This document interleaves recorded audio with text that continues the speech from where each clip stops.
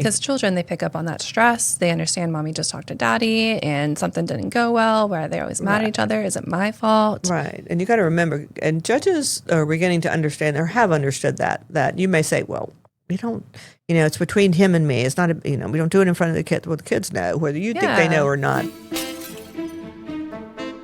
Welcome to the Exit Strategy, your no bullshit guide to divorce with the experienced attorneys from New Direction Family Law. Unfiltered discussions to help you move from victim to victorious and from bitter to better. Welcome to the Exit Strategy Podcast. I'm Sarah Hink, attorney and partner at New Direction Family Law. And I'm Elizabeth Stevenson, attorney and partner at New Direction Family Law. And Sarah and I have been doing this podcast for 5 years now. I don't know. Seems no like one knows. Nobody knows anymore.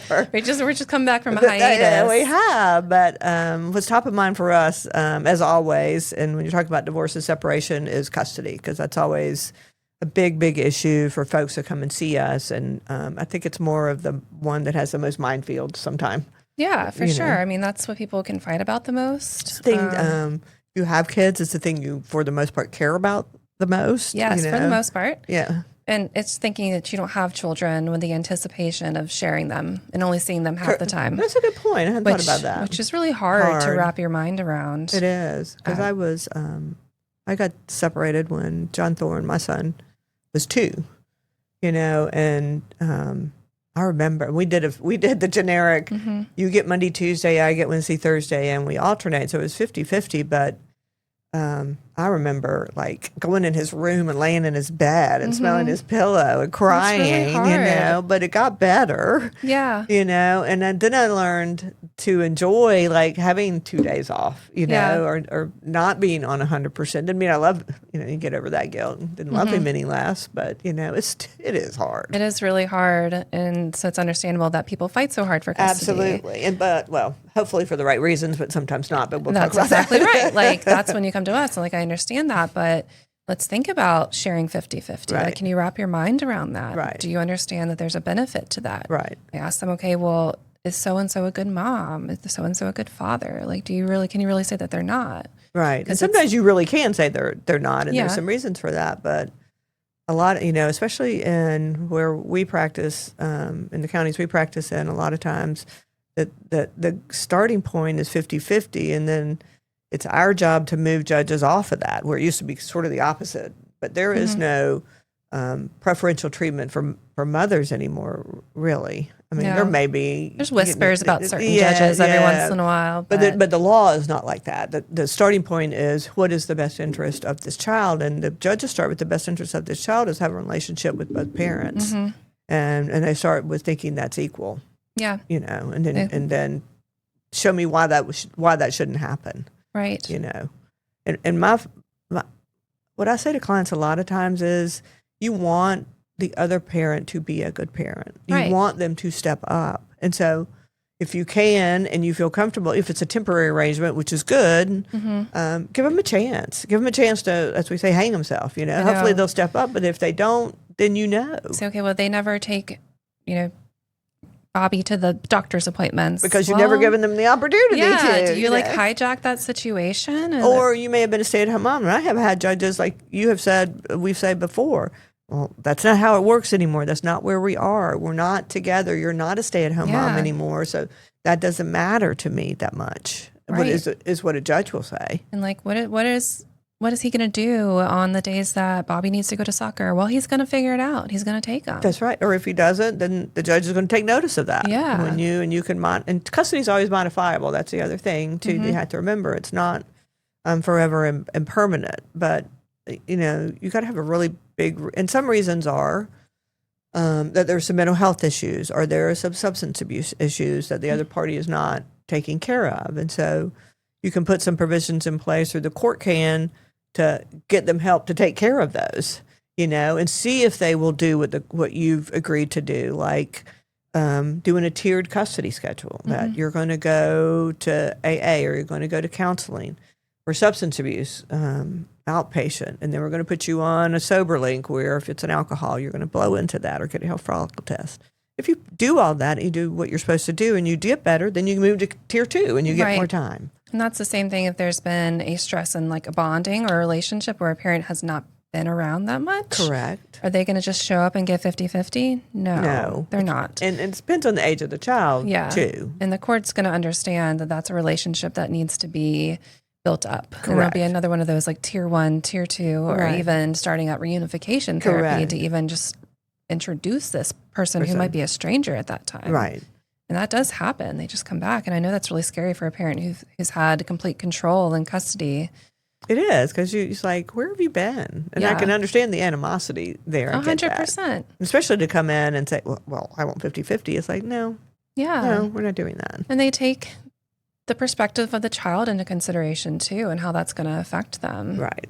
Because children need stability. They need people that are going to be familiar with them. Like they're not going to, if the judge gives you every other weekend when he really wanted 50-50 in a temporary order, and then you just don't show up for your every other weekend. You ain't going to get 50-50 next time. Right. If you don't take advantage of what you've given, you're not going to get more. Yeah, we need to see parents that are going to be consistent and take that parenting role very seriously. I agree. And sometimes you have to, and sometimes you would want like get a parent fitness evaluation where a professional therapist, PhD person determines, what, not that you have mental illness per se, but what's your fitness as a parent? What do you have the ability to do? Those sorts of things that can help too.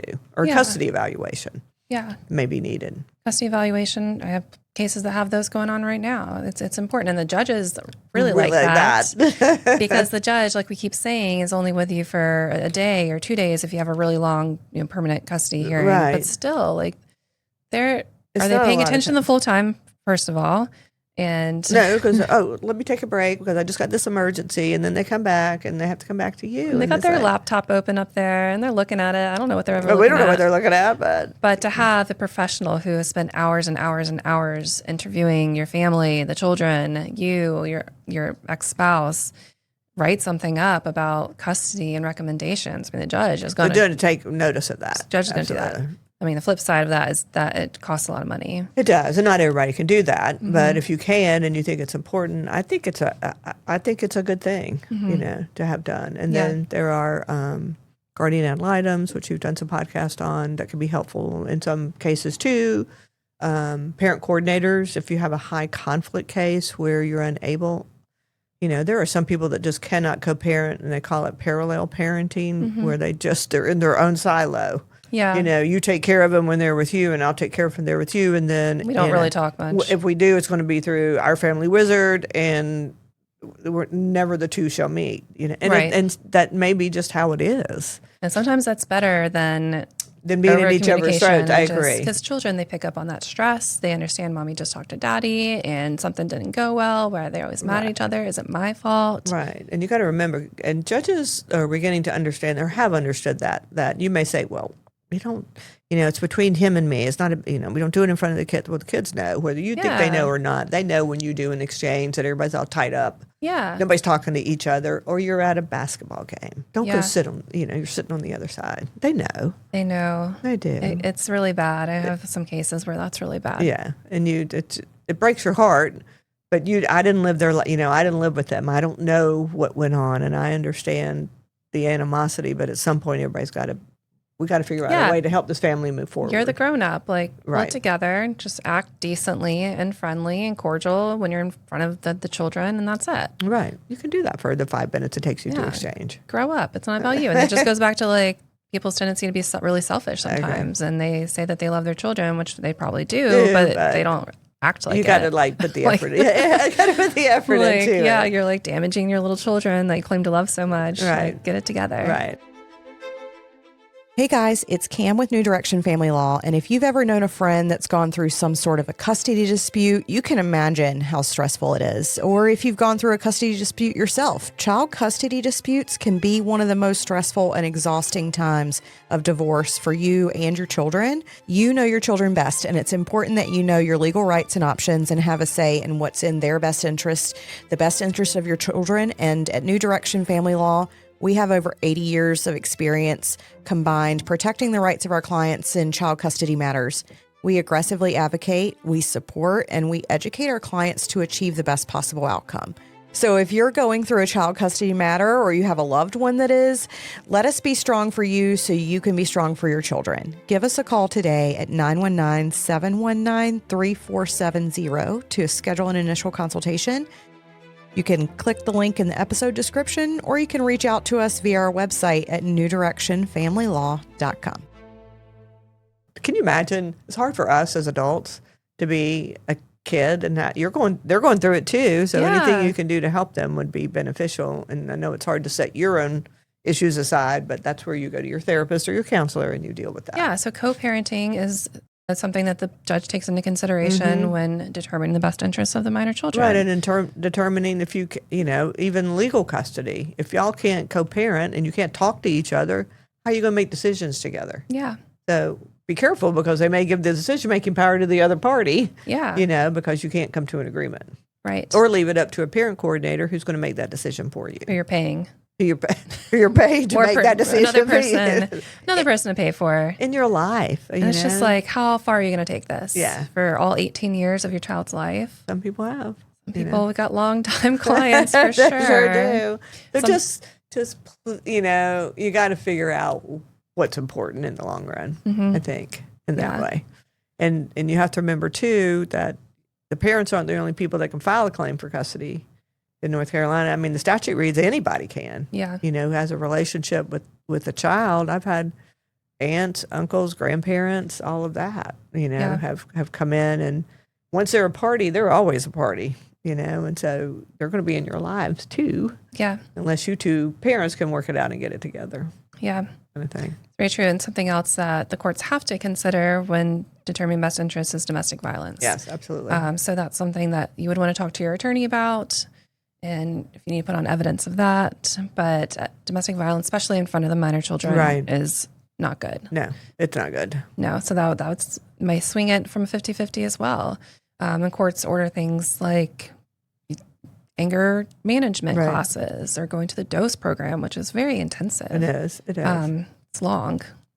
I forget how long it is, but it can be ordered. Right. And they can put custody provisions in a domestic violence protective order. They're only good for a year, but, and they're going to put provisions in there about how you communicate and what you're going to do. I mean, it's going to, when it goes down to family court, again, that's always going to be in your file. It's always going to come up. It's always going to be important to the judge about what happened and did it involve the kids, and that's going to be a factor. Yeah, and also what not to do is to claim there's domestic violence when there's not domestic violence. That does happen as well. It does, or child abuse or anything like that. And so that's why those professionals are out there to hopefully, if those kinds of allegations are made and they're not truthful, that becomes an issue. CPS will typically automatically get involved if there's children and domestic violence is filed.